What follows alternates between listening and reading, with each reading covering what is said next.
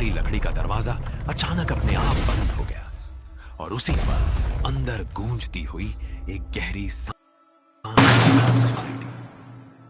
अंधेरे में खड़ा आदित्य एक सेकंड के लिए भी हिल नहीं पाया। मोबाइल की टॉर्च कांप रही थी और उसके कान उस आवाज को पहचानने की कोशिश कर रहे थे जो बिल्कुल किसी इंसान की तरह लग रही थी। हवेली के अंदर हवा जमी हुई थी, जैसे दीवारें भी सांस रोककर किसी का इंतजार कर रही हो। आदित्य इस पुरानी हवेली में सिर्फ एक रात के लिए आया था।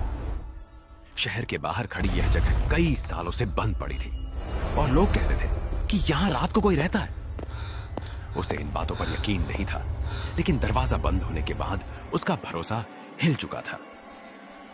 जैसे ही वह आगे बढ़ा, फर्श की लकड़ियां हल्की सी झरमराई और उसी के साथ सांसों की आवाज तेज हो गई, मानो कोई उसके बिल्कुल पास खड़ा हो। हर कदम के साथ हवेली और भारी लगने लगी।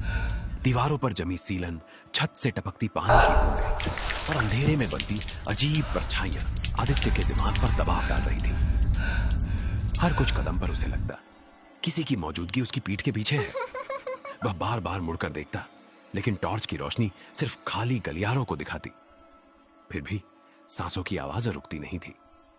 धीरे धीरे उसे याद आया कि इस हवेली का मालिक राघव सालों पहले यही अकेले मर पाया गया था। लोग कहते थे कि उसकी मौत दम घुटने से हुई थी, लेकिन कोई कारण कभी सामने नहीं आया। आदित्य को अब एहसास हो रहा था कि वह कहानी सिर्फ अफवाह नहीं रही। जैसे जैसे वह ऊपर की मंजिल की ओर बढ़ा, हवा और ठंडी होती चली गई और सांसों की आवाज अब साफ साफ उसकी गर्दन के पास महसूस होने लगी।